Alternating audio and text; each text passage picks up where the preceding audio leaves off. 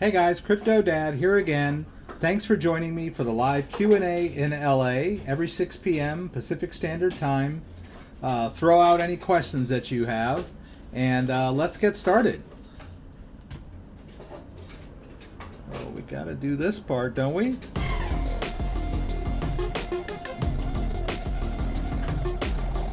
Oh! Hey guys, welcome. I see a few of you were already in the chat before we got started. Celtic fan, Shahid, Mr. David, Grand Illusion from Idaho, once again, thank you. Guys, I appreciate you guys joining me every week. Let's move over to the news. Let's see where we're at here. On screen demo. Let's start with Brave Browser. All right, so Brave Browser is a browser that you can download for your computer, right? Whoops. Let's see if we can find it here. Yeah. So this is the home page, right?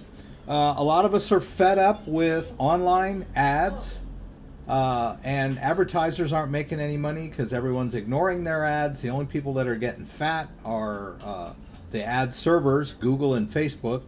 So Brave has come up with a new paradigm where they will pay you to watch ads. And that sounds really weird, but when you think about it,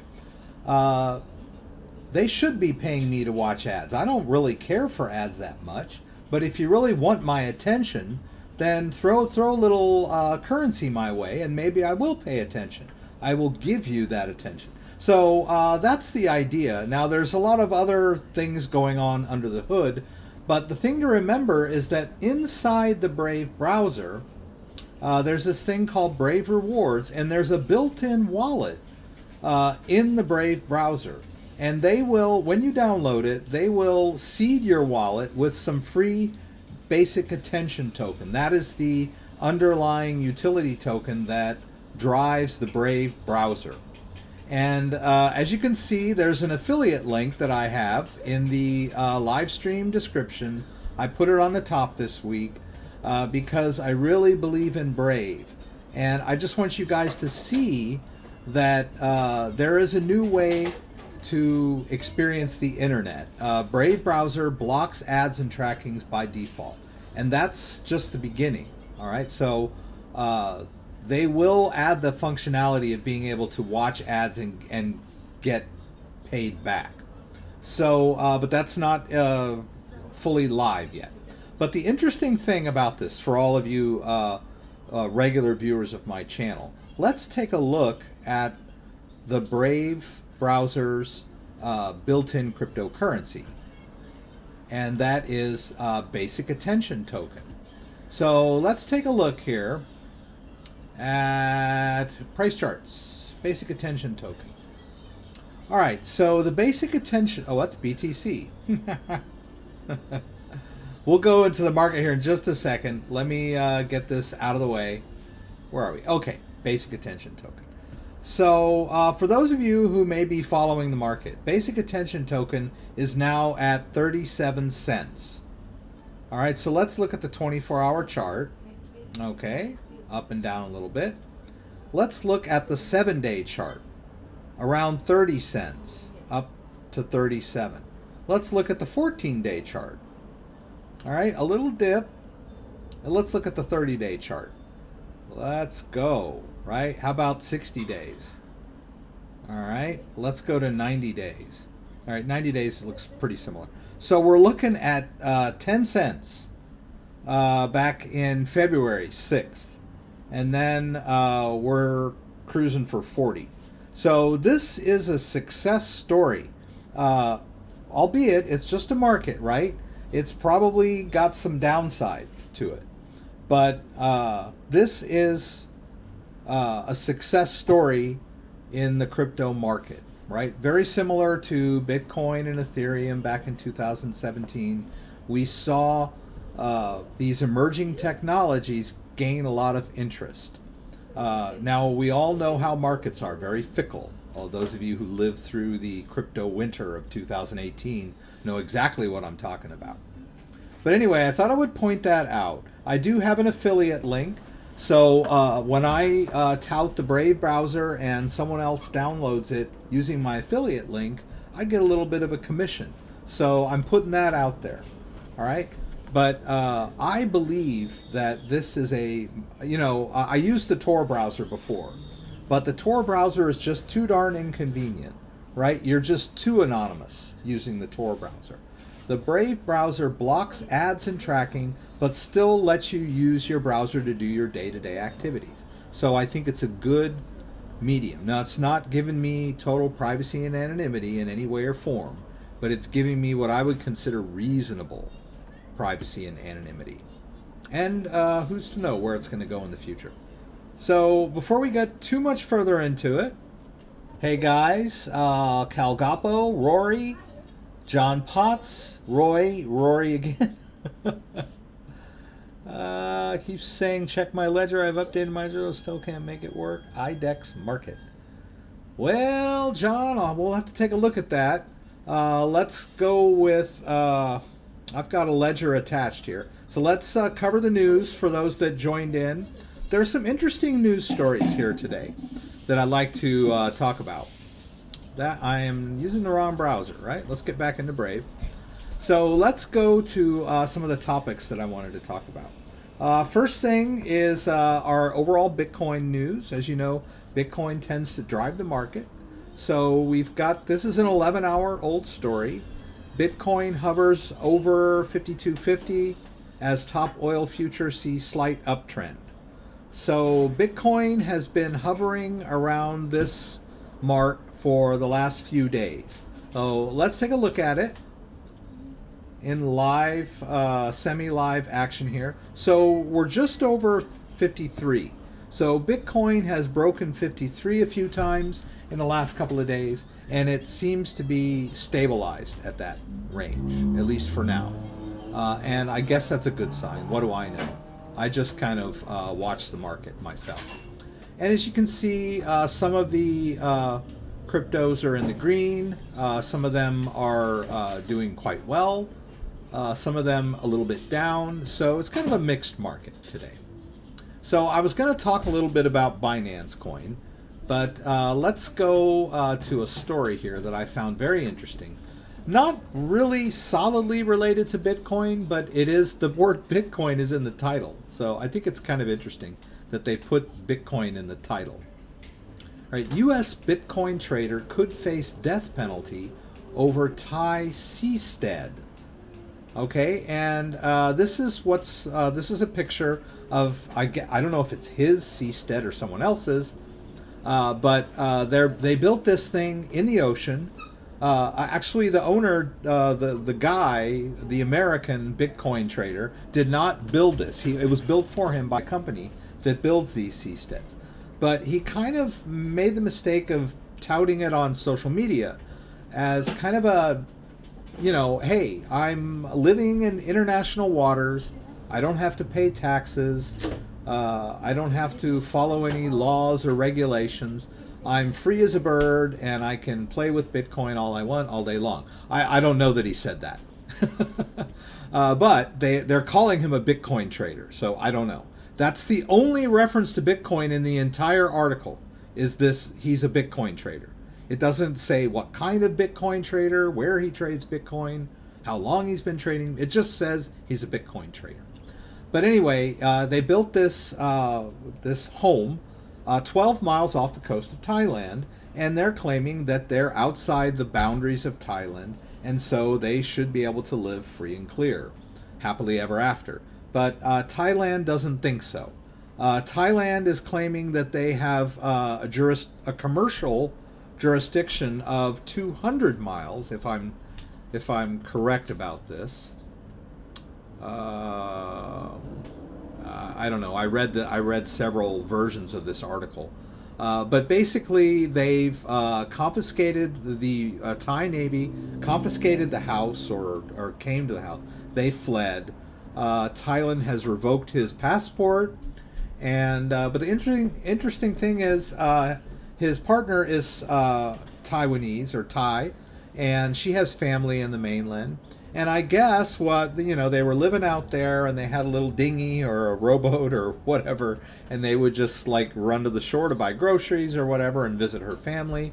So they're kind of in hiding at the moment.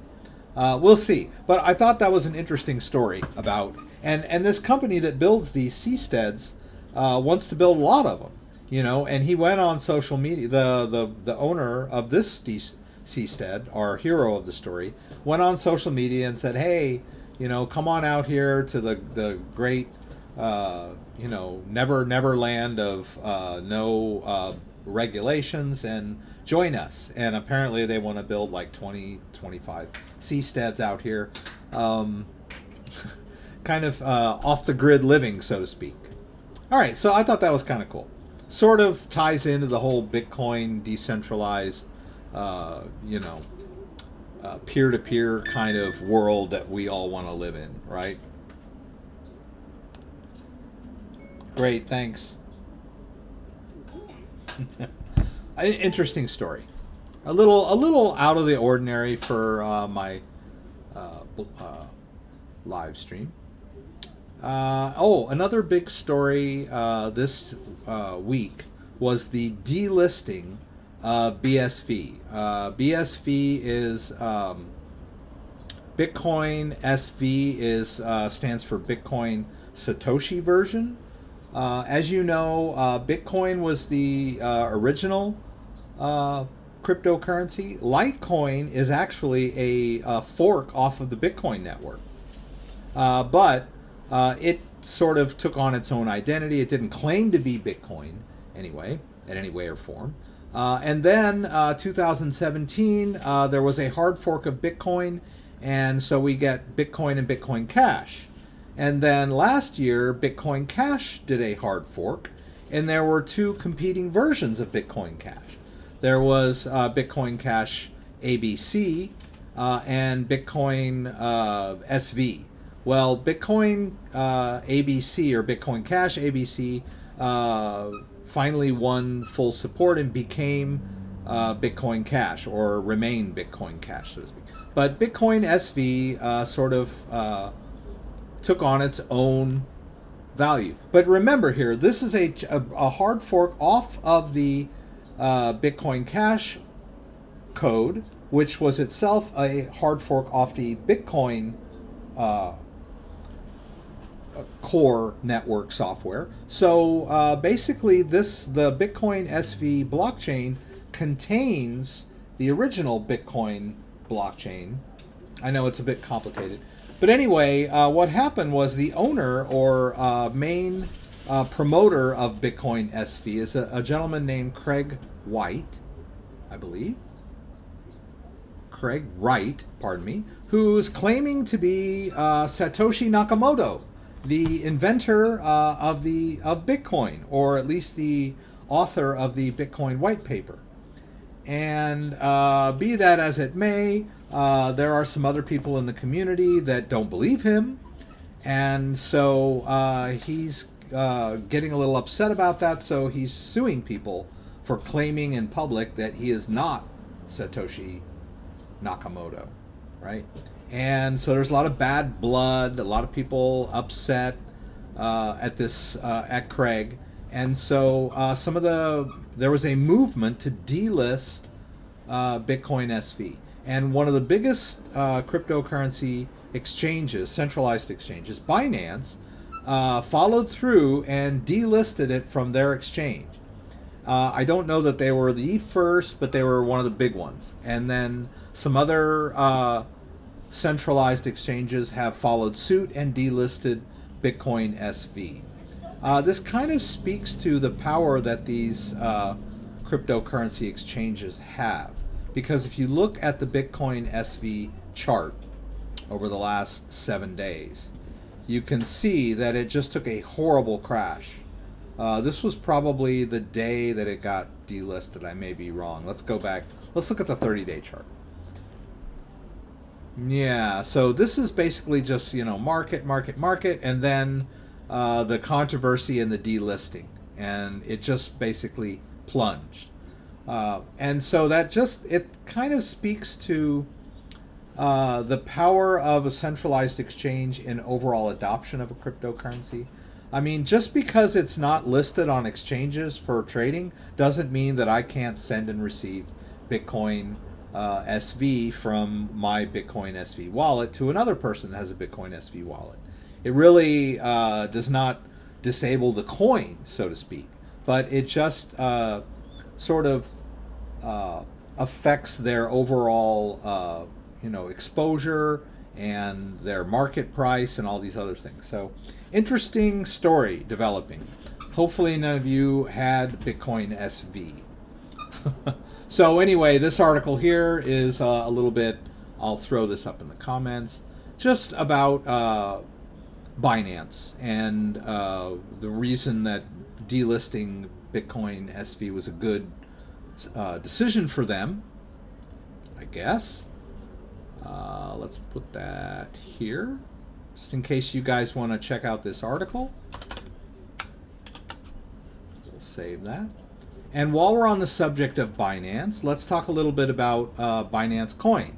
I used to think that Binance Coin was I considered it a stable coin, but it's not really a stable coin like Tether. Tether is based on the US dollar, tied to the US dollar. And so its price generally stays right around $1 US. That's its function. It's a cryptocurrency where people can park their money in between trades. Whereas Binance Coin is just the native cryptocurrency of the Binance exchange. And you can use it, you can park your money in Binance Coin and use it to trade on Binance. And then you get discounts when you make your trades if you're trading using Binance Coin. So, but the interesting thing, a lot of people have called Binance Coin like the new Bitcoin, because basically it's a cryptocurrency, but in all functionality, it's like owning stock in Binance. And Binance is one of the largest centralized cryptocurrency exchanges based in Malta. It used to be in China. They moved. They moved when China banned exchanges, and it's been doing great ever since. So if we look at the overall price of Binance Coin, you can see that it's gone quite a bit in the last 30 days. All right. So Binance Coin, let's see, it was like right down here around $5, and now it's past 20 a few times, up here in the $20, $24, $25 range right now. So an interesting cryptocurrency. If you believe in Binance and and you want to invest your cryptocurrency in cryptocurrency that it's easy to buy, Binance is an interesting thing to hold. I don't know that it's like going to go to the moon or anything, but who knows? As a long-term investment, it may be something pretty good. Is Craig right, Satoshi? I don't know. I really don't, and I hesitate to say one way or the other. He might sue me, but really I don't. I have no idea who Satoshi Nakamoto is. He is synonymous. The white paper was published in 2008. It was never revealed. It was like like a alias, and there was never a person with that name that claimed to be the inventor of Bitcoin. So whoever published the white paper just signed it, Satoshi Nakamoto, and the jury is still out on who the real, Satoshi is. Let's see what else there was a question that I'm going to get to at some point. I love this story too. 3% of American retirees own some Bitcoin, while 33% have no idea what Bitcoin is, according to a survey. I like this, 3% of American retirees claim to own some Bitcoin. Pretty small percentage, right? So here's how it breaks down. So the largest percentage, the 56.7%, say no. I know Bitcoin, but I'm not interested. They know what it is, but they don't want it, right? And let's see, we got 39 here. Is I have no idea what Bitcoin is at all. I just don't know what it is. Then we've got another 4.3%. Yes, I know what Bitcoin is, and I'm keeping my eye on it, but I'm not going to buy it. And then we've got the 3.4. Yes, I know what Bitcoin is, but I don't know how to buy it. And then you've got the lowest percentage there, the 2.7. Yes, I have some Bitcoin, right? And my guess is, but I'm just taking a wild guess here, but of that small percentage of seniors, retirees, so to speak, anyone over 50, I guess, is part of the survey. And they only surveyed 1,000 people, so take all this with a grain of salt. But I would venture to say that of those 3%, a good portion of them don't really have their cryptocurrency in a wallet like like I talk about on this live stream. They probably have bought some and it's on Binance or most likely Coinbase, Coinbase Pro, Bittrex. They say, okay, I own some Bitcoin. But we all know that you don't really own it until you've withdrawn it and stored it in your own wallet. So of that tiny percentage of retirees over 50 that are actually claiming to own some Bitcoin, I'll bet more than 50% of them have it in an exchange, have it on an exchange. All right, interesting. Let's see, another story before we get into the meat. Oh yeah, I was going to talk about Monero here. So I'll pull up this. Monero turned 5 years old. Monero is a privacy coin. And so I was going to spend a little cryptocurrency to donate because there's a little thing you can do to get. They're offering a free book about Monero, but they also allow you to donate. So we'll go through that. But the first thing we wanted to do was I was going to address John's question. John Potts says he's got a ledger and he can't get into IDEX Market. It keeps saying check my ledger. Okay, so let's try IDEX Market. IDEX.market. All right. Okay, so it's an Ethereum-based decentralized exchange. So we need to get our Ledger Nano S ready. So we're going to make sure we've got the Ethereum app on the Ledger and active. All right, so I'll go into Ledger Live. You have to keep in mind that a lot of the error messages that you're getting sometimes are because you're not doing the right thing on the Ledger device, if that makes sense. There have been many times where I've been working with a wallet or Ledger Live or whatever, and I'm looking at the screen and it's just spinning or it's just sitting there, and then I realize, oh hey, the Ledger is asking me to do something. Now that may not be John's case, but I just thought I'd point that out, that a lot of times it's the Ledger is expecting you to do something. So let's put in our PIN. I'll put in my PIN.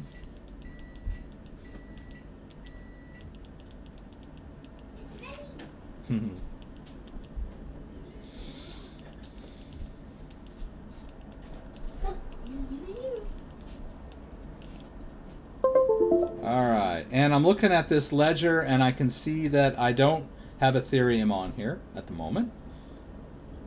I'm going to allow the Ledger Manager on the device to interface with the device. This is one of the security features of the Ledger Nano S.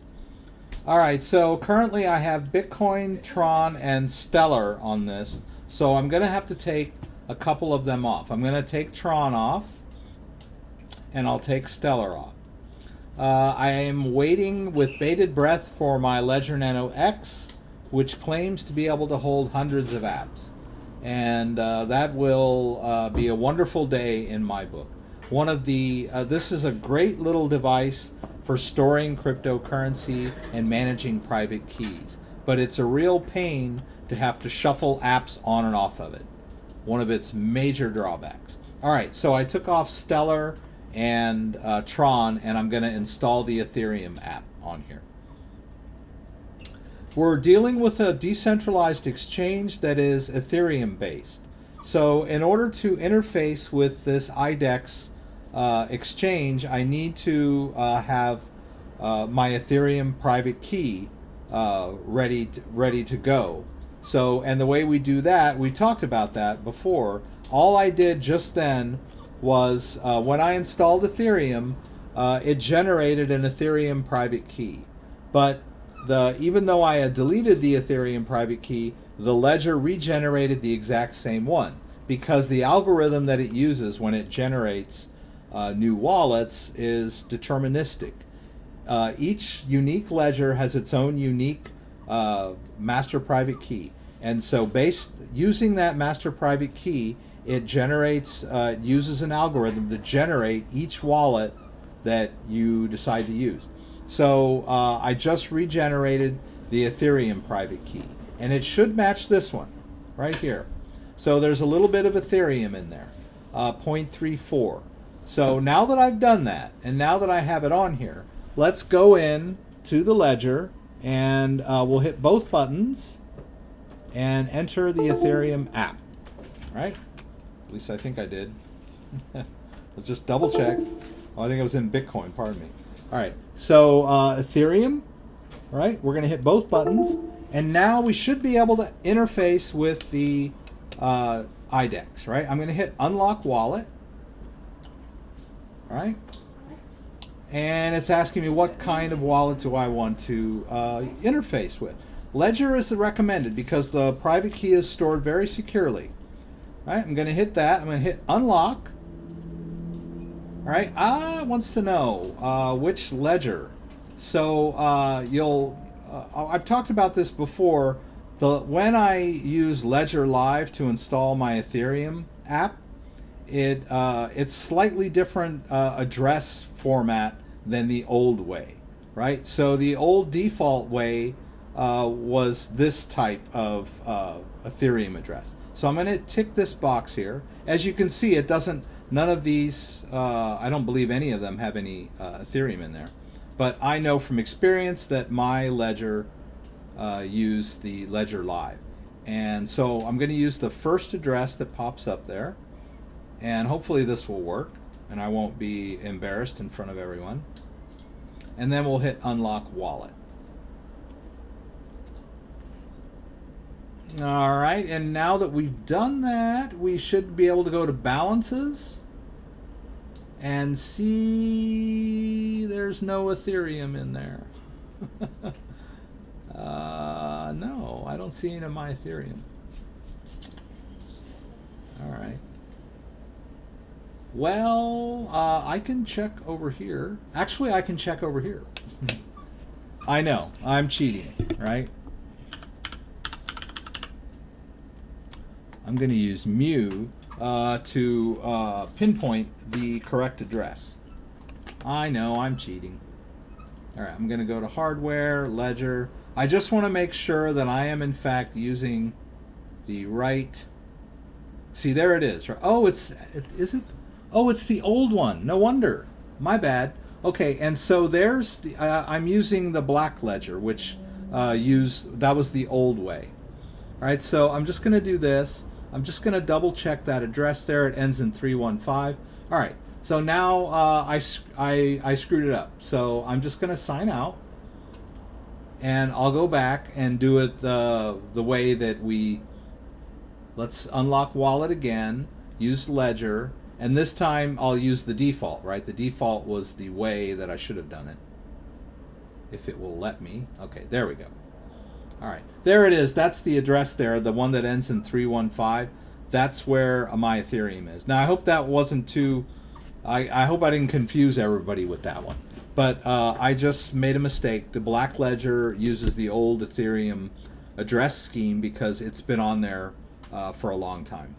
All right, so I'm going to hit unlock wallet. Alrighty, and now we should be able to go over here and go to balances. And there, see, my wallet balance is 0.34 Ethereum. All right, so now I'm locked and loaded and ready to go. So I don't know what problem that John was encountering. He says it keeps saying check my ledger. So usually when it says check your ledger, it means that you did not enter the Ethereum app, right? Or you don't have the Ethereum app installed on the ledger because you've been shuffling apps around. So, you know, always make sure that you've got Ethereum on your ledger, you've got your ledger connected, you've entered your PIN, and that you have entered the Ethereum app. So I'm assuming you missed one of those steps, and that's why it keeps telling you to check your ledger, because it may see that the ledger's connected, but you haven't entered your PIN or something of that nature. Now I hope that solves your problem, but that's just a quick walkthrough of how we interface with decentralized exchanges. I'm not going to do any trading with this Ethereum today on this decentralized exchange. I've got some other goodies that I like to throw out at you guys. All right, so Scott Lee is here. JD Duncan MM3 Golf was asking about the Lightning Network, which is kind of a software protocol for the Bitcoin network. I think it's exclusive to Bitcoin proper, but it might be something that the Bitcoin Cash network can also take advantage of, maybe other cryptocurrencies as well. It's a software interface that allows transactions to go back and forth without the full blockchain confirmation. As we might go through a little bit of that tonight, but when you send a transaction, Bitcoin or otherwise, from one place to another, there's this process called confirmation. When it arrives at its destination, it takes it a while to confirm on the blockchain. And up to that point, it's not really spendable. Now, you have it, but it's not spendable. So if I were to send something to a merchant and he has to wait for 20 minutes for it to confirm, that's not a very efficient way to buy a cup of coffee, right? So the Lightning Network is sort of a network on top of the network that can allow small transactions to take place without full verification. So that's basically what the Lightning Network is for small purchases, right? So it's going to speed up the entire process of spending and receiving cryptocurrency. So I wanted to talk a little bit about Monero because it's had its 5th birthday, and I looked at this article earlier and saw that there was a book that I could get, a free PDF called, what is it called? Mastering Monero. And I thought, hey, that's pretty cool, it's free. So I followed the links and found out that they had a way to donate.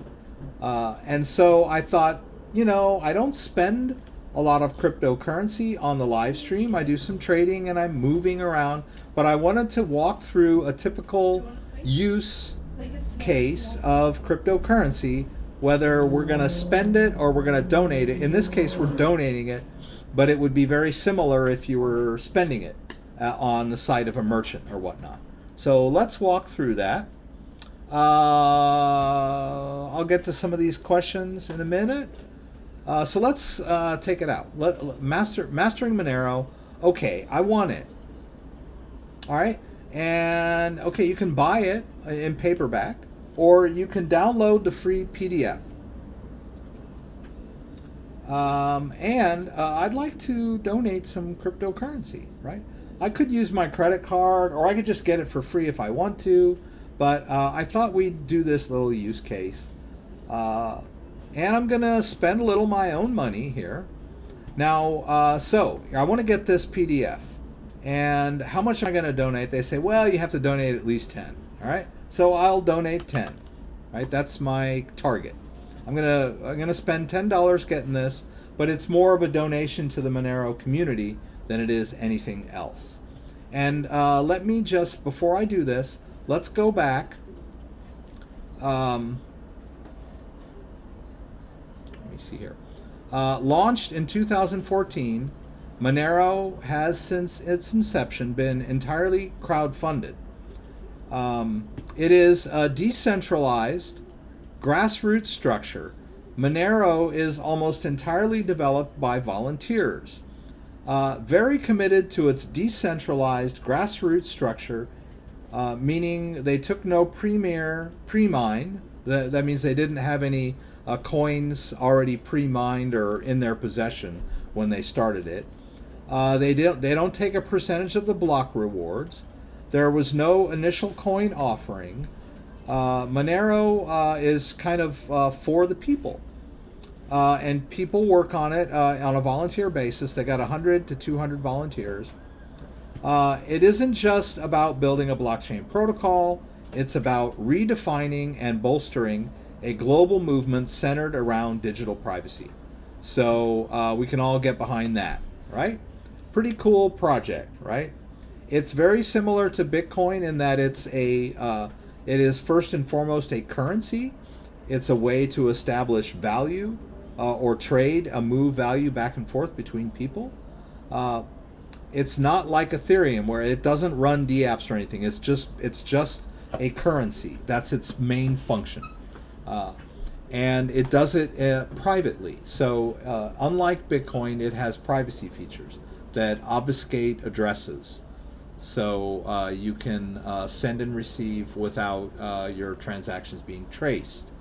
As you know, Bitcoin is a public blockchain. So you can, if I give you my public Bitcoin address and ask you to send me a donation, you can look at that address on the Bitcoin Blockchain Explorer and you can see all of the transactions in and out of that public address. That's how Bitcoin works. It doesn't work that way with Monero. Wow, thank you. Fresh muffin. All right. So, without further ado, yes, I'd like to donate some cryptocurrency. All right. Okay. Sorry, we did that already, right? We'll do 10 again. All right. Now, here's where the rubber meets the road. It's saying, okay, fine, you want to donate $10. Choose your cryptocurrency of choice, and then you can donate it, right? So I'm going to do Litecoin tonight. All right. So, and I want to switch from Italian to English. All right. All right. So here we go again. We're going to have to do a little shuffling. All right. We're going to have to re-enter the PIN.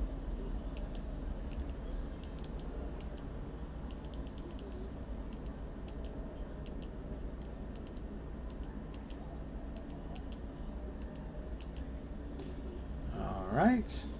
Done that. I got to exit the Ethereum app.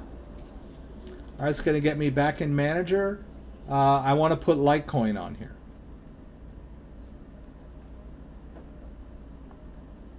All right, so we're going to take Ethereum off.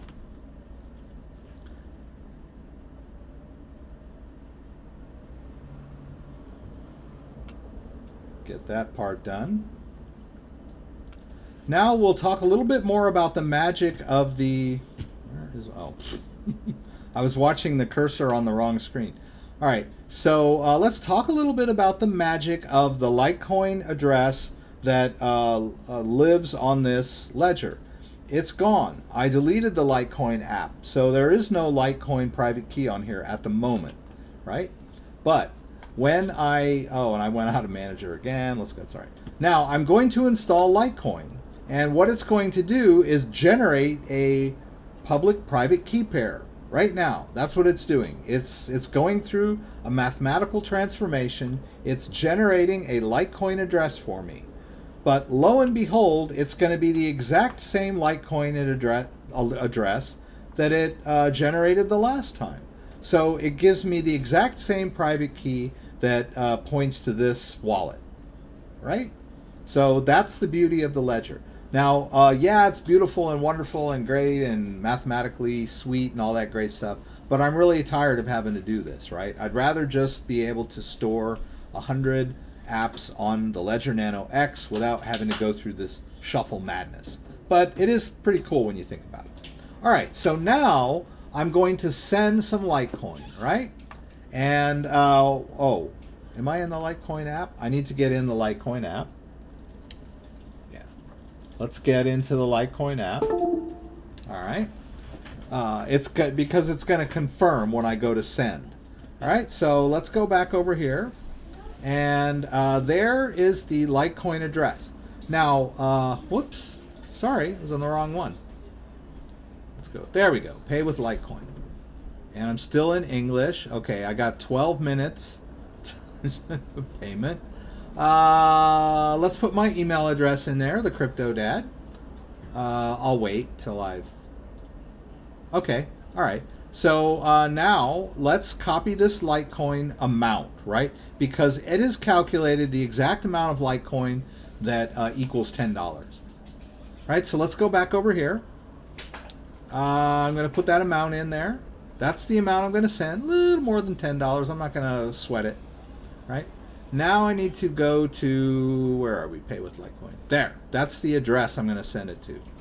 Here's where I have to trust them, right? I'm going to trust them that that is a valid Litecoin address, and I'm going to send it to them in total trust that they will accept it and give me that book for this $10 donation. So I got the destination, I've got the amount. It's going to charge me a little bit on the Litecoin network. I'm okay with that. I'm going to hit continue, right? Now here's the security of the ledger, right? I need to confirm this on the ledger. Right? I'm on the Litecoin app, right? Now I need to confirm. Ah, okay. It popped up, right? I'm going to hit confirm there. Confirm the transaction and the fee. And now it's broadcasting the transaction. So what happened there was the transaction was generated by this wallet, Ledger Live, and it wanted to send some Litecoin out from the private address of the Litecoin that was on that address on the Litecoin blockchain. Now, I have the private key, and that's how I can access it. So what happened was the wallet asked the Ledger, is it okay to send a little bit of Litecoin out? And the private key said okay, and there was a signing process where there was a request went in, the private key signed the transaction, basically like the manager signing payroll checks, right? The private key was used to sign the transaction, and then the signed transaction went back out to the wallet. The private key never left the device, and in order to sign it, I had to confirm it by hitting a button. That's the security, hardware, right? I have to press that button. All right, so we can view details. It's going to tell me, okay, I sent it here, sent it there. We're just going to trust that it went out. Let's go back over to this website. Right? Where did it go? Did I lose it? Oh, there it is. Okay, so it just came up. All right, I've got the book now. But I haven't got that email confirmation yet. But I did get the book, right? It took me to the next page. So I'm going to download the book. And let's see, I'll just put it on my desktop. All right, I can store it somewhere else later. So boom, right? I just got the book. Now, interestingly enough, they gave me the book right away. That Litecoin transaction may not have even confirmed on the blockchain yet, but they trusted me. As soon as I sent the donation, they allowed me access to the PDF, right? And I downloaded it onto my computer, and there I have it. Now, that's very similar to what will happen to you if you go in the future, or right now, if you want to go somewhere. there's a thing called BitPay, which sort of converts the cryptocurrency on the fly for the merchant so that they get dollars. But some merchants will actually take cryptocurrency, raw cryptocurrency, and they'll provide you an address. You'll send them the transaction, and then once they get the confirmation that they've received it, they'll send you whatever you ordered, right? And sometimes it might be access to some type of account. Maybe you've decided to purchase a VPN using cryptocurrency. Maybe you've decided to buy an electronics product using cryptocurrency. But that's the process, right? They're going to give you, you'll put something in your basket. They'll say, okay, you owe $50. And then you'll say, well, I'd like to pay with Bitcoin or Litecoin. And they'll say, okay, send me this much Litecoin. And they'll give me an amount and an address. All right. And then after I send it, then let's, I don't know, maybe I wasn't paying attention. Maybe I did get their confirmation. Let me just double check. No, I haven't received the email confirmation from them yet. So when it comes in, I'll let you guys know. I don't really care about it. I already got what I was after, so I'm not worried about it. Just an exercise. All right, so let me go back up here. Fitness Elite, thank you. Is that we're talking about Almanim? Hello.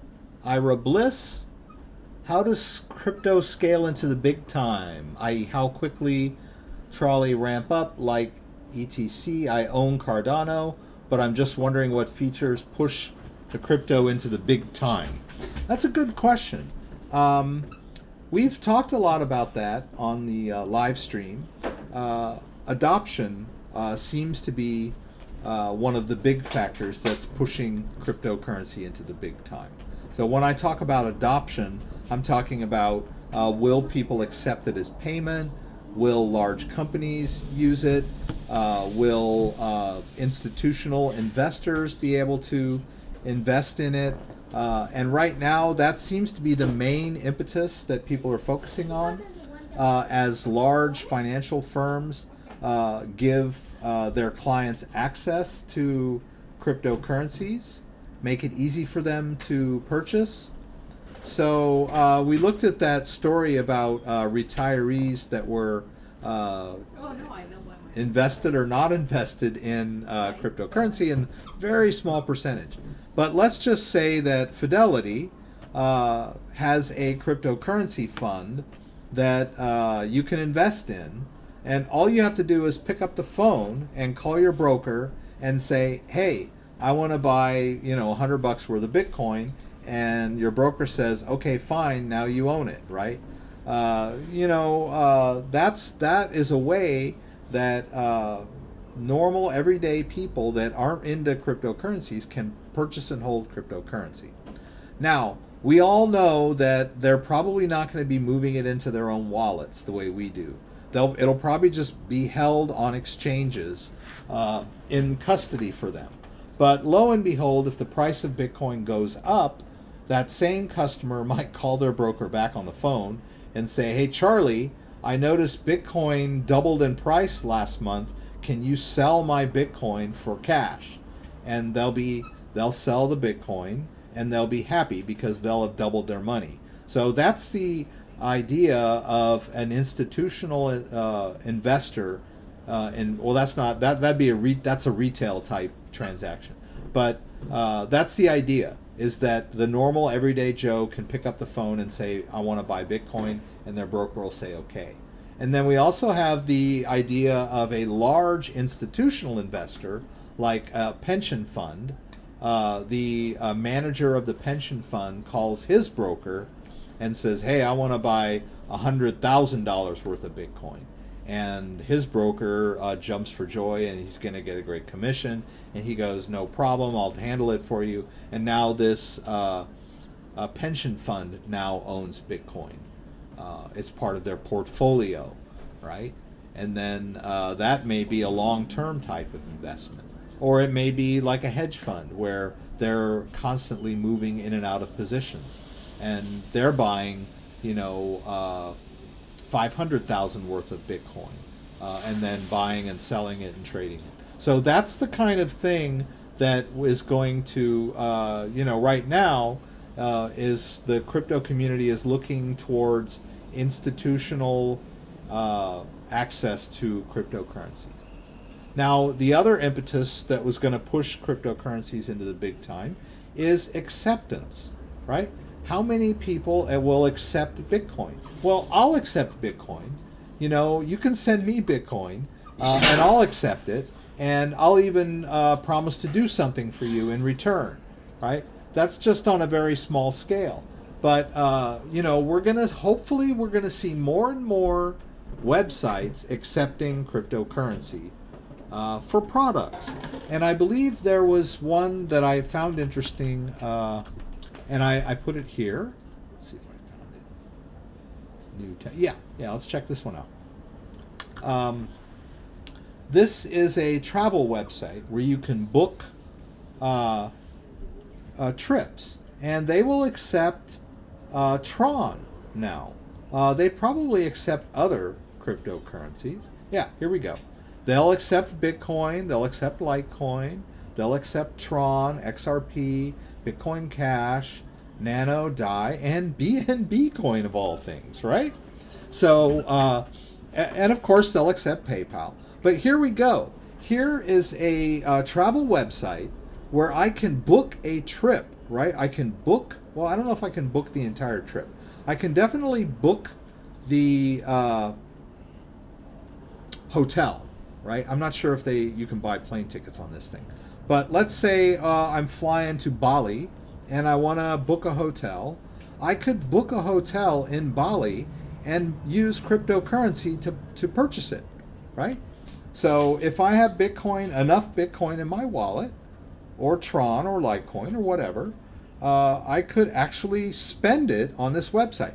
Now, I'm sure in order to do that, I would need to go through the registration and all that, so I can't really demo that very much right now, because at some point they're going to want me to sign up. But let's just take a look and see what happens here. If it even works.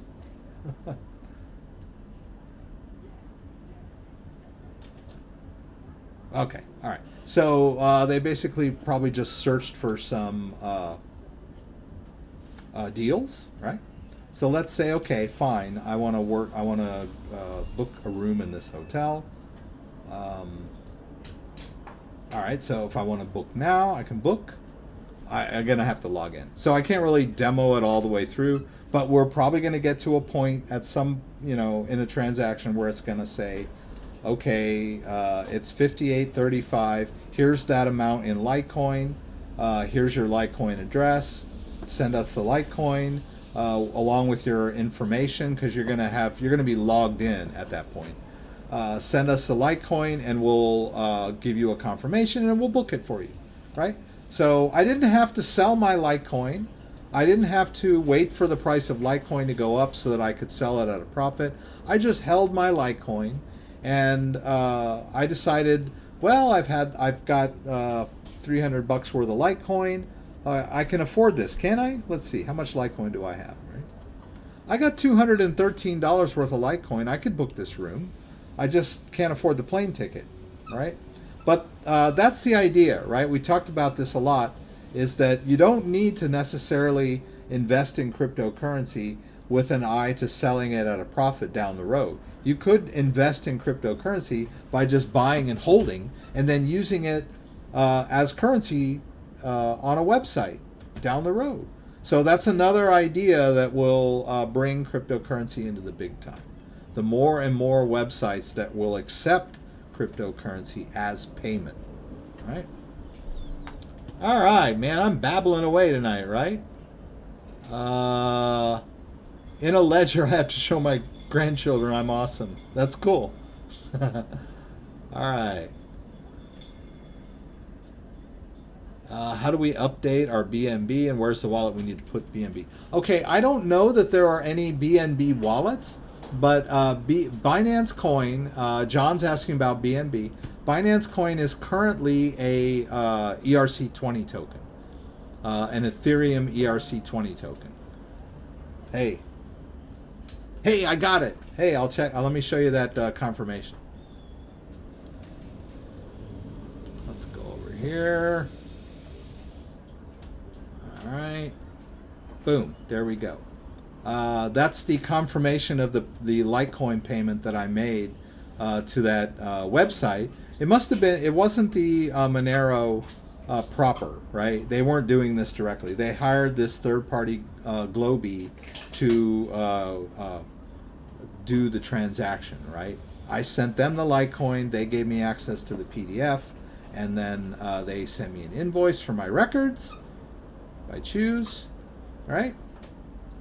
So I paid the invoice of $10 to this address on this date, and I guess that's it. It's not that it's okay, you know. It's just okay. So now I have a record of the transaction. So there we go. I spent some cryptocurrency. That was pretty cool. All right. So we were talking about BNB, and that it is an ERC20 token. Let's go. Let's talk about what is an ERC20 token. We're gonna have to. Let's go back to manager. Let's re-enter our PIN.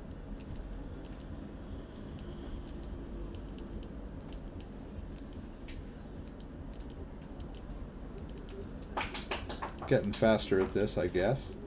I'm going to quit the app. We're going to go into manager. I'm going to take Litecoin off and put Ethereum back on.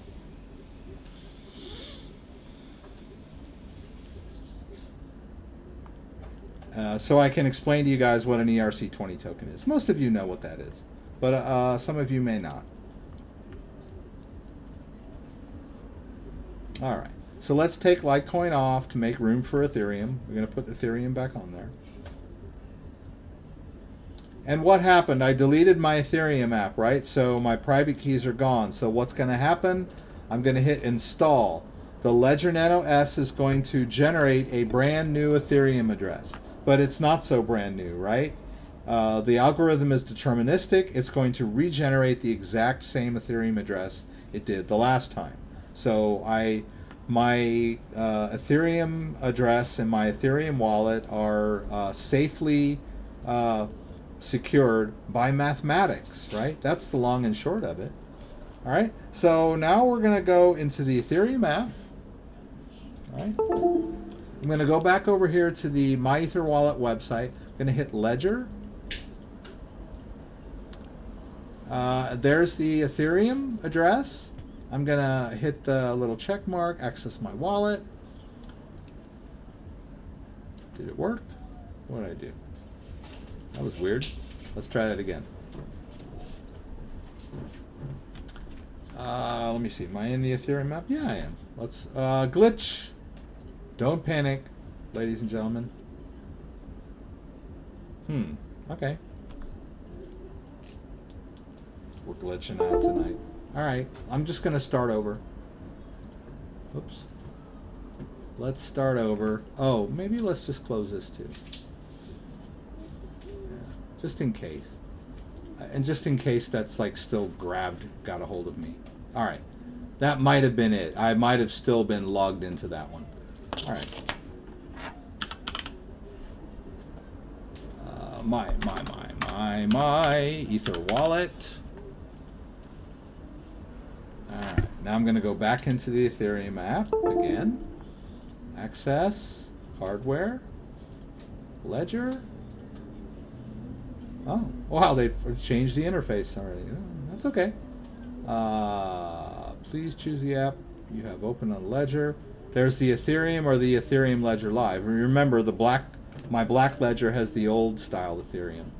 All right, and there it is again. All right, I got to tick both of those and hit access my wallet. There we go. Now we're back in. Now, what I wanted to point out to you guys is This is the Ethereum address right here. That's the public address, not the private address. The private key is stored safely on the ledger, and you never see it, right? It is internally stored in the ledger. But there's the public key is the outward-facing part of the wallet, right? So you could take this public key, any of you could, right? Let's put that there. Any of you could take that public key and go to etherscan.io.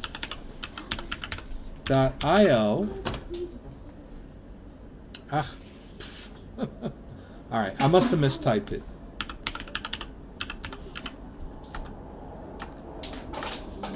Yeah, you got to watch out for phishing sites, right? All right, so there it is. That's the official one. I'm going to paste in that public address and hit search, right? It sees it, right? It tells me the balance. That's what it's public, right? Any one of you guys could take that Ethereum address and get all this information. And you can see all these transactions that went in and out.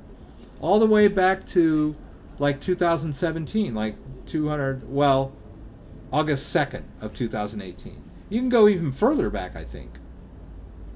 Anyway, it's public, right? But the interesting thing is this address holds a balance of Ethereum, right? But it also holds some tokens. These are ERC20 tokens over here. There are the 0x project, that token. There's 94 of those. There's 44 BAT in associated with this address. All of these sub tokens are living within this my Ethereum address. That's an ERC20 token, right? There are sub tokens on the Ethereum network. There are tokens created on the Ethereum network, all right?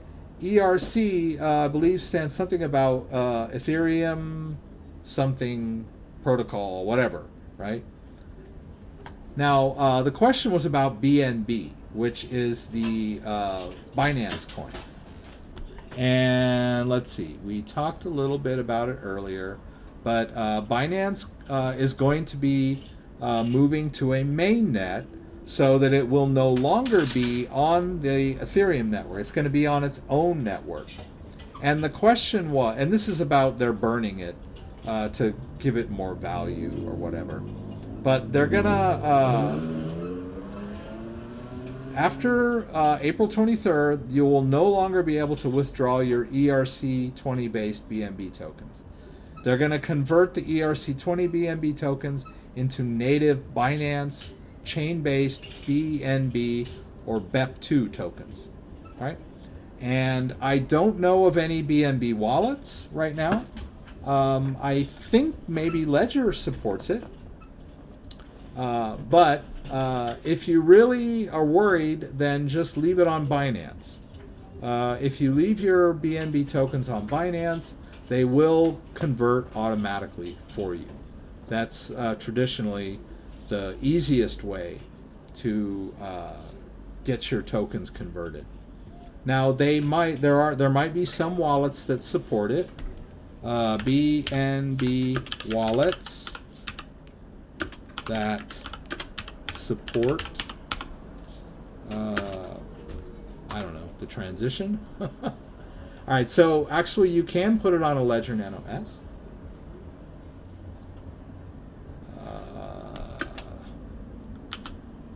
Let's try main net. I don't know if that's going to work. Okay.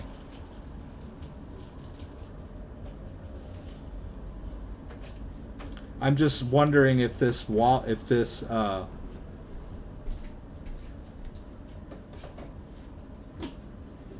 so I don't see like a list of compatible wallets, but in like for example the Bitcoin hard fork, if you had Bitcoin in a Ledger wallet, you could claim your Bitcoin Cash using Ledger. Ledger supported the transition.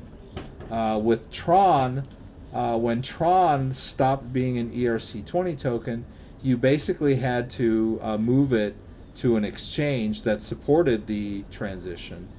And after that, you were able to withdraw it back into a Tron wallet. So that might be the case with BNB. So my suggestion is if you're you want it to transfer, just leave it on Binance and it'll automatically switch, right? And then after the fact, like with Tron, after the fact, you were able to still get it to convert by just depositing it on an exchange. Binance supported ERC20 Tron for quite some time after Tron mainnet launched. So the BNB will probably be similar to that. So, okay.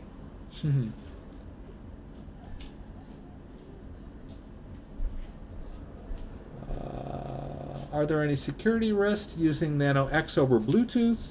I'll do more research into that.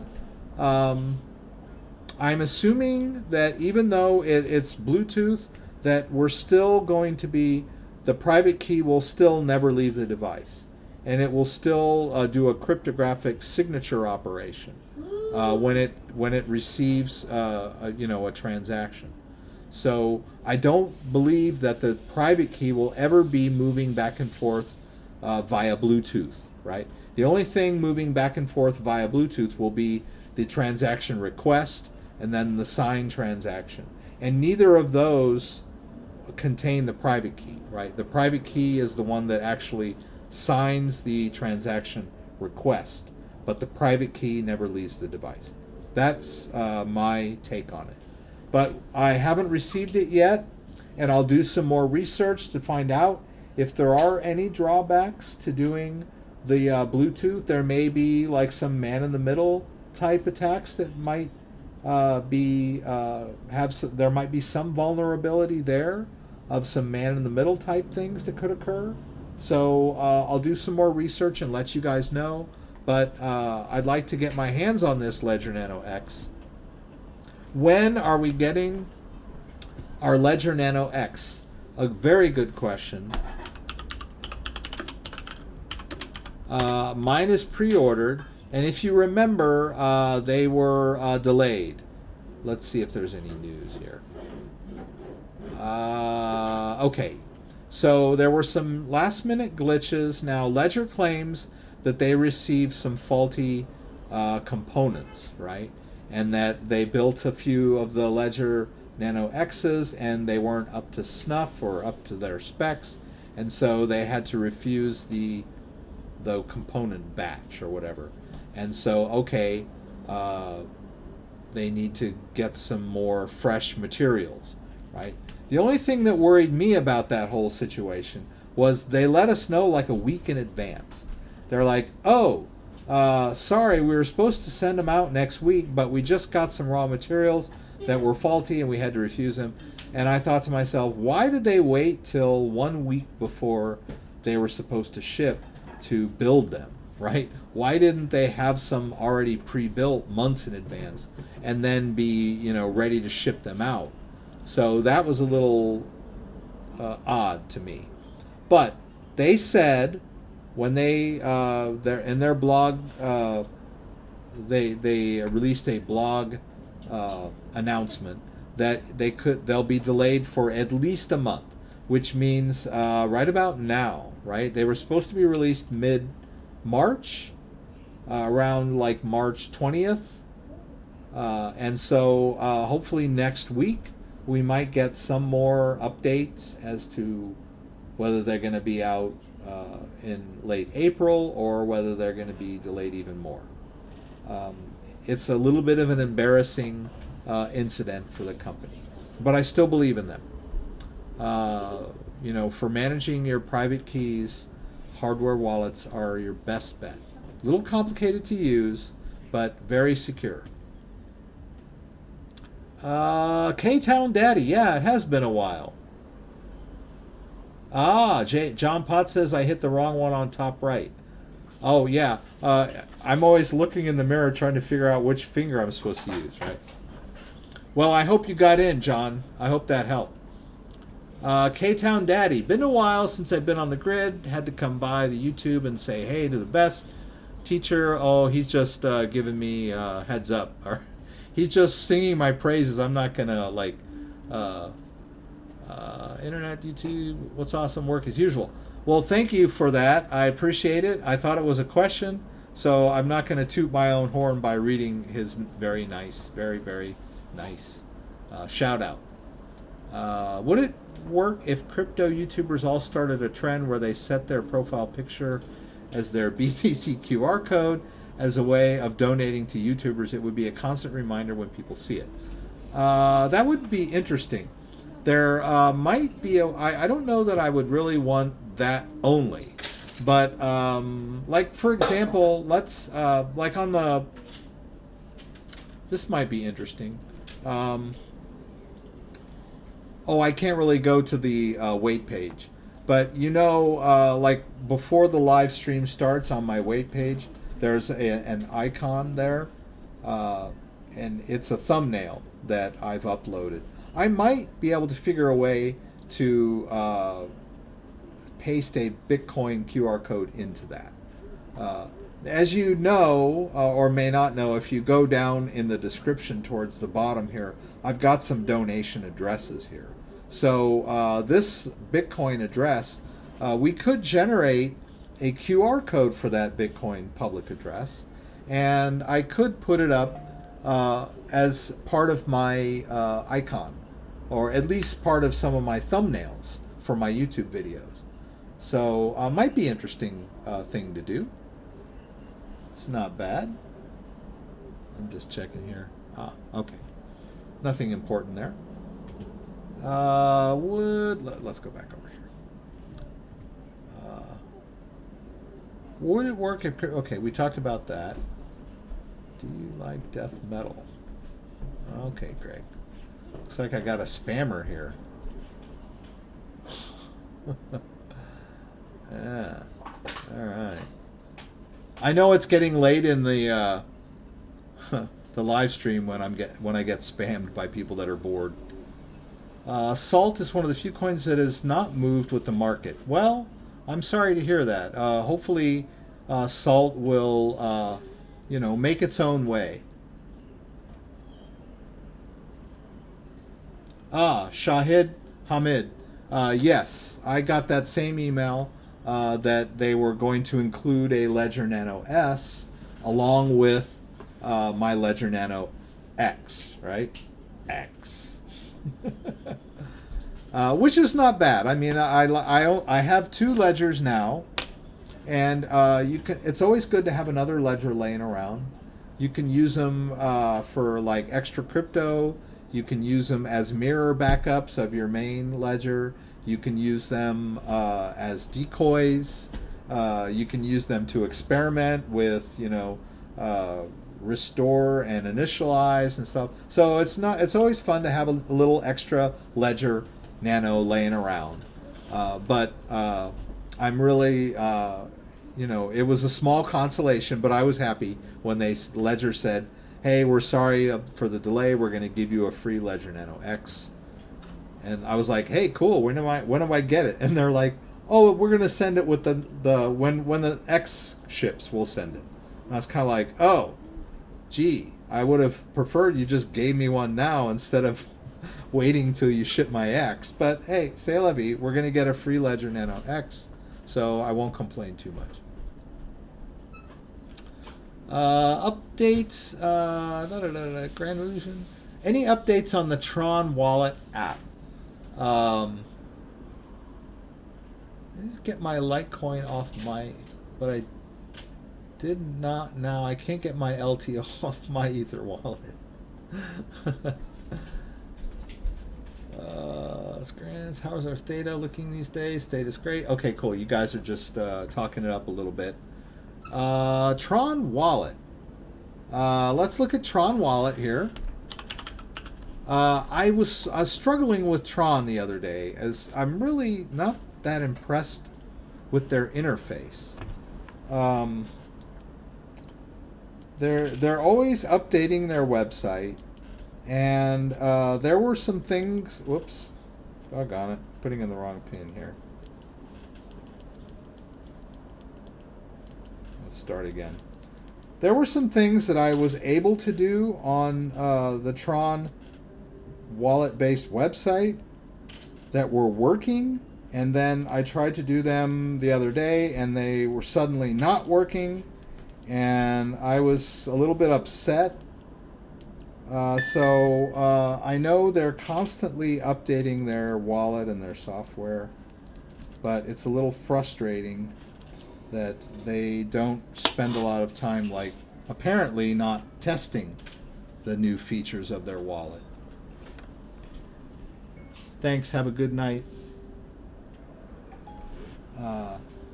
Let's go. Oh, I need to get out of the app that I'm in.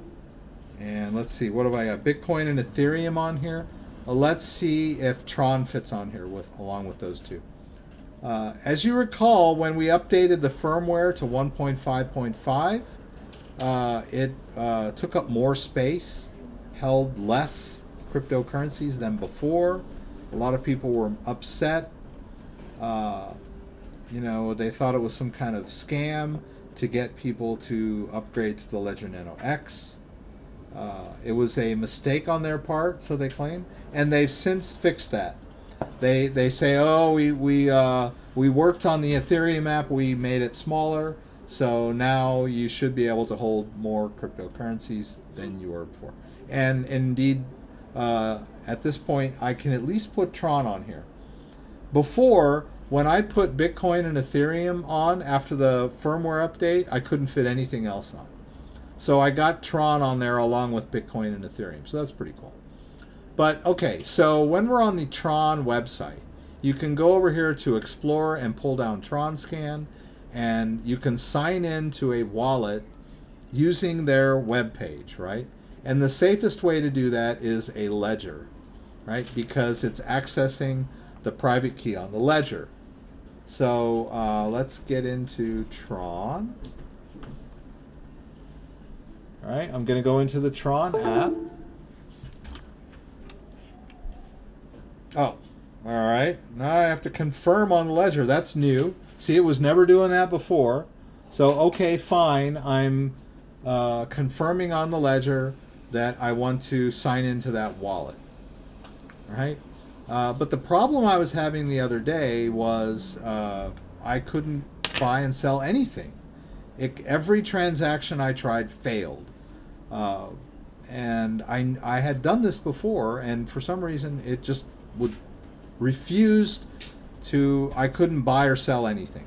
So maybe we can try tonight and see if the functionality has returned. And by the way, I think a few weeks ago we were talking about how do we freeze Tron down here, and I went through that with you guys, and after we did the freeze, it still showed the same balance, but it eventually froze that Tron, right? So I don't see there should be 479, shouldn't there? Total? I guess not. Yeah, I'm still a little hazy on all this freezing stuff. Tron is its own ecosystem, and it's a Chinese company. So I've talked about this before. There's a language barrier. There's a code barrier. It has its own functionality that's kind of built in. I'm sure it's a little more clearer when the instructions are in Chinese, right? I don't know. I'm not trying to be flippant about it, but I always seem to have this. Okay. I seem to have the same problem whenever I'm dealing with software that's written in Asia, or India or something. Their interface is weird because they probably originally wrote it in Chinese with Chinese user interface, and then somebody came along and updated the user interface for English, and then something got lost in translation. Anyway, I won't go on and on and on about that. So what I want to do now that I have accessed this Tron wallet is I want to go over here to the Tron market, and I want to buy and sell something, right? I want it to work. I want it to do something. All right, so let's look. If I highlight, as you can see, I'm highlighting a trading pair. And over here, it tells me how much I have and how much Tron I have. So the 469 Tron, we know that, right? So let's see. Okay, look. There. I've got some Tron Watch Market, right? And what I would like to do I like to buy a little more of that. So how do I do that, right? I need to go up like this, maybe. I want to buy a 241 Tron watch market. Now they always tell me, oh, if it fails, you need to adjust the estimated cost. Well, here's the problem. I can't. I've tried and tried and tried and tried and tried. This is not an editable field, right? I can edit this, but that's not the one that they're saying needs to be updated. They say if the transaction fails because I wasn't offering enough in the trade, I should adjust this estimated cost. But it never works. So let's hit buy and see what happens. Oh my gosh, it's working again. All right. All right. So they want me to confirm the transaction. This is the private key signing. This is where the private key signs the transaction and basically approves it. And there, I just bought some more Tron Watch Market. Very cool. How much was it? It was like 240, right? So I had, what did I have? I don't think it's gone through yet. I had 97.27 of Tron Watch Market. So I should see some more here in a bit, right? Let's see if it'll kick it in the butt. Okay, so I still have 469 Tron. I should have less here in a minute. We can just sort of sit here and watch it and see what happens. But that was an improvement over last week. Last week, every time I tried to do a transaction, I got an error message. It just said error. And with no explanation, it just said transaction failed.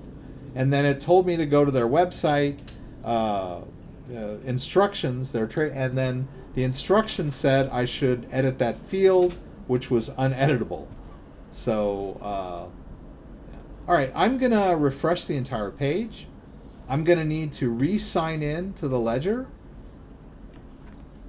All right, I need to confirm that I'm signing in again. It's kind of weird. All right, I'm doing it. There. All right, see, now I have less Tron because I used, what was it, about 114 Tron. And then I've got some more Tron Watch Market, right? That is a sub token of Tron, similar to ERC20 tokens. They're called TRC10 tokens. Most of the tokens that first came out with Tron were TRC10 tokens. There was actually a token that I had that I was able to upgrade to a TRC20 token, which was kind of cool. I do have one TRC20 token. It's called DICE, right? I have some of that. But all of these sub-tokens live on this Tron address, right? That's the Tron public address right there. All of those TRC 10 tokens that you see listed here were sub-tokens on this particular address. They're mine, right? Now, interestingly enough, as you can see, I have this test 2 token. That was like an airdrop. And I have 1 million of them. Or 1 billion of them, I guess. They're worthless, right? They have no value whatsoever. But Tron Watch Market does, it has a value. I can sell it for Tron, right? So if I want to sell all of these tokens for Tron, I can. And then I can use the Tron to cash out if that's my intention, right? So that's the idea, right? I have a sub-token. Someday the token will be worth something, and then I can sell it for Tron and then cash out. Update token. Gee, I don't know what that's all about. I'm not going to do this live. If you need to update your information, name of token, briefing, download the template. Yeah, I'm not going to go through that right now. Although I'm assuming that at some point, let's go back to the wallet. At some point, these TRC10 tokens will upgrade to TRC20 tokens. So that may be what they were trying to walk me through. I need to get someone that speaks Chinese to help me with that.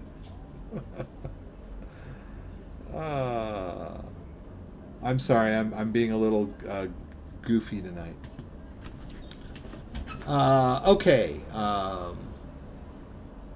Still stocking up, CDAD. Yeah, I've got some dice. Whatever. I haven't bought any dice lately, but I do have some. I think we bought some of these on the live stream a couple months back. CryptoDad, I have multiple tokens on Binance to move to Ledger device.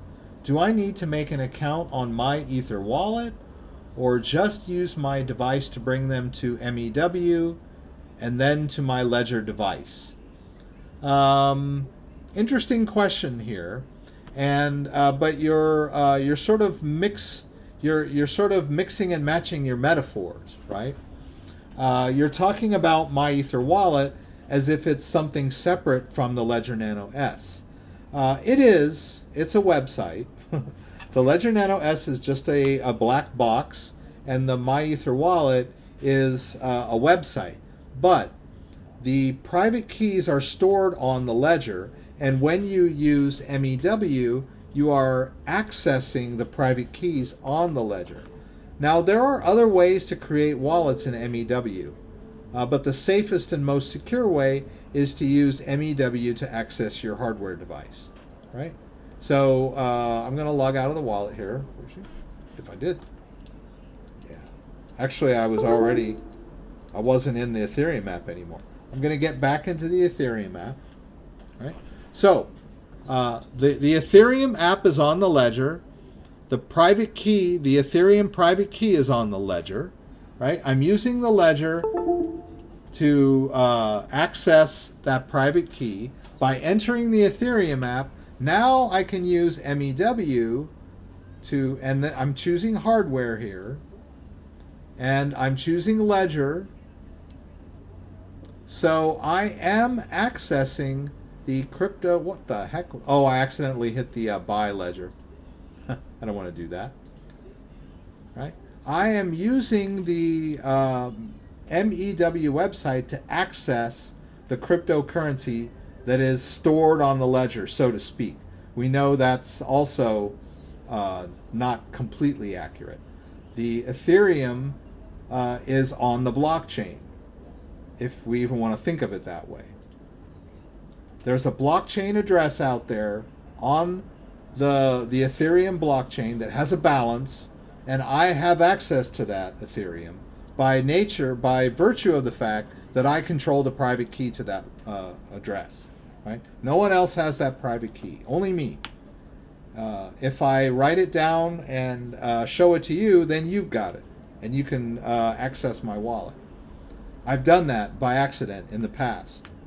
So you always keep your private key safe.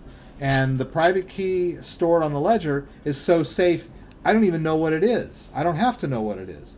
It's on the ledger, safe and sound, and I use my buttons to approve or not approve transactions. Right? So the question there, he's trying to move tokens out of Binance onto his ledger. Basically, you want to move those tokens onto this Ethereum address, right? So you can see here, why don't we do it? Let's do it. All right.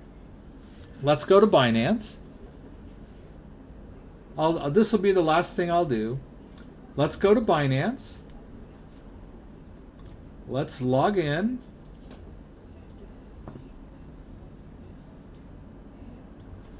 All right. Let's use our two-factor authentication. You got a gun?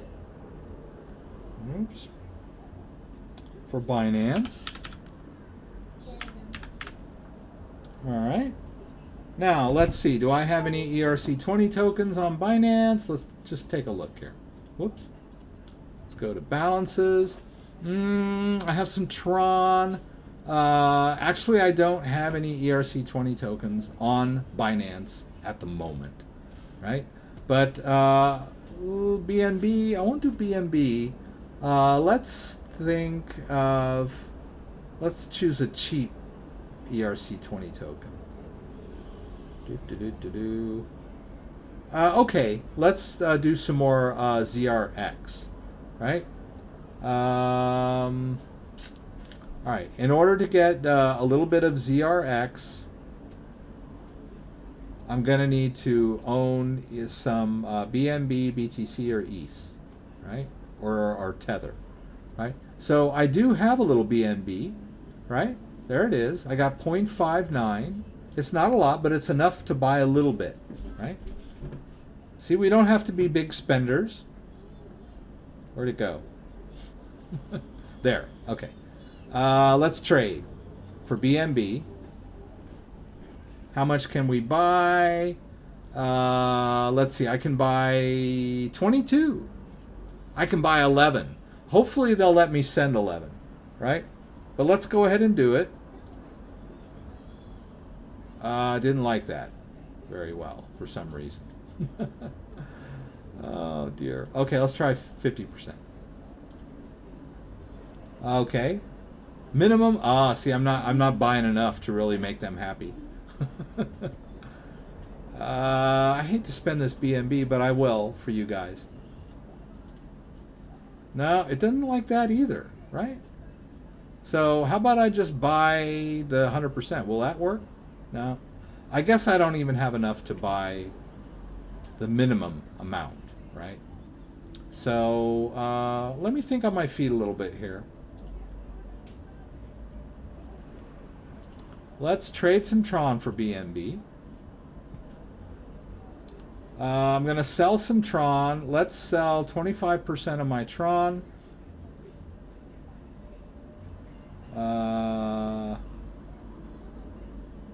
Is this BNB? No.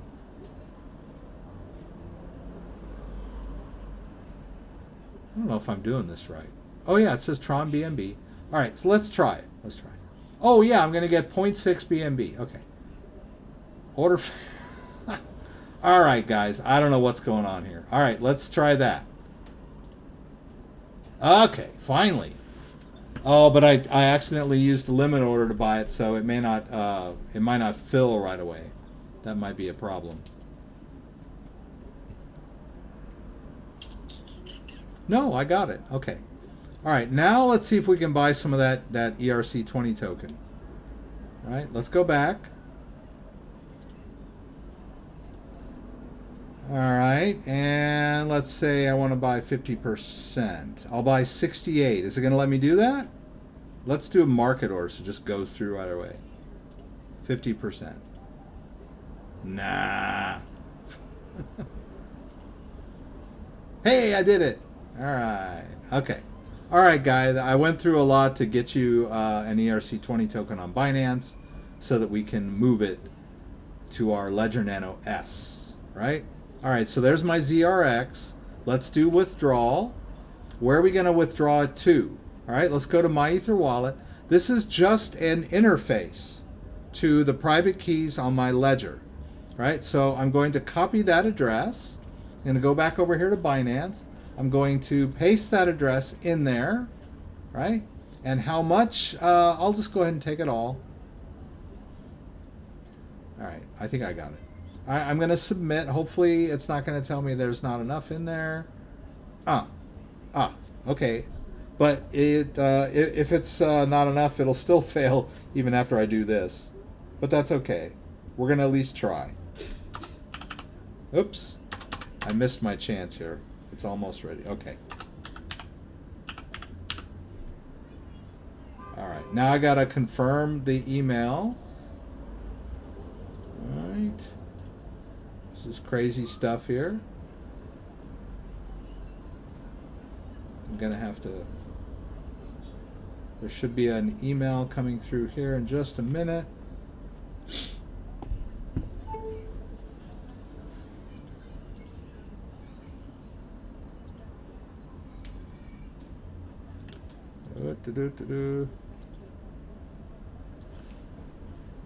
There it is. Okay. So Binance just sent me a confirmation email. I need to confirm that I'm making that withdrawal. All right. And there it's telling me that I withdrew 99 ERC20 tokens. All right. So we can go back over here. I'm still active in the wallet. And what did we have before? 94. So let's hit refresh on the tokens. And we still got 94. So we'll just wait a little bit. So that's how you do it. I think you were asking me about ERC20 tokens. So the answer to the question is, all I have to do is send them to that public address. Right? Let's hit this again. Usually ERC20 tokens move pretty fast, but it might take a while. Right, because if we go to transaction history, withdrawal, you can see there that it's still processing on their end. So it might take them a few minutes to get it processed. Although sometimes it shows up on your end in your wallet before it's actually confirmed here. Like it might still say processing on Binance and then it'll show up in your wallet. So that happens occasionally. So I'm running a little over tonight, but I think maybe I'll just wait and see if that comes through. We'll just put it there for a second. Oh yeah, there's a Binance affiliate link down below that if you're going to sign up for Binance, you can use that. And we talked earlier, you can use my Brave link to download Brave. Won't cost you a penny, but I will get a commission from them if you use my link. And then Ledger Nano X, if you want to pre-order your Ledger Nano X, it won't cost you a penny more than you would normally pay because it takes you right to their website, but they will pay me a small commission. So I appreciate that. So, well, I don't know how long I can wait. My wife is wondering what's taken me so long. It's time to watch television. Well, I might just have to like clue you in on this next week. Whoops, withdrawal. ZRX still processing. All right. Boy, I got a lot of tabs open, right? No, it's just not going to cooperate with me. It never does when you really need it to.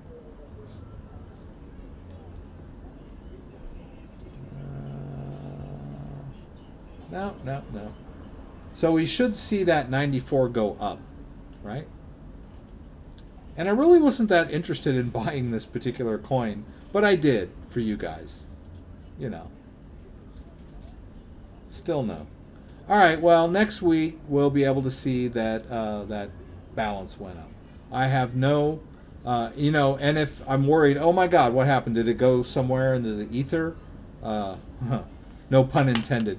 But did it go like nowhere? Well, I can look right here and see that the transaction went to the address, my address, right? I can verify right there that it's fine. I'm not worried. It's just processing, right? So I'm not going to freak out. Let's try one more time. There, ta-da! So my balance updated on my end, and if you have multiple ERC20 tokens on the Binance exchange, you just need to go to each of your own wallets. Like you go to your Tron wallet, you go to your ZRX wallet. This is wrong. I don't think there should be any in there at the moment, but it's all right. It'll go away pretty soon. Whatever you've got on Binance, you just hit withdrawal and you put in the right address. So you may, it depends on what cryptocurrency it is.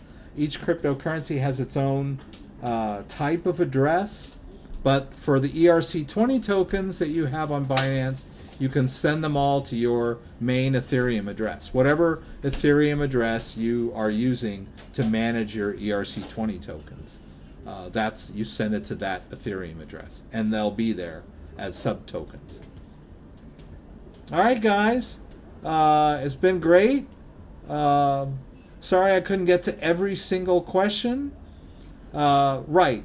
But Melissa Ann Stokes Curry is mentioning that Ledger Live and MEW are just two different interfaces to the same address. right? It's just an interface. And before I go, I'll say this. One last thing I mentioned to somebody that asked the exact same question. You have a bank account, right? You can access your bank account using your phone, your app. You can manage your balance and pay bills with your phone. You can go to your ATM to withdraw cash or deposit checks or whatever. Or you can go to the teller window and talk directly to the teller, withdraw cash and deposit checks. These are all different kinds of interfaces to the same bank account. In the same way, you can use MEW or you can use Ledger Live to access your Ethereum wallet. The only difference is MEW allows you to manage your ERC20 tokens, whereas the Ledger Live version of the Ethereum wallet only allows you to send and receive Ethereum. So it doesn't have the full functionality of MEW.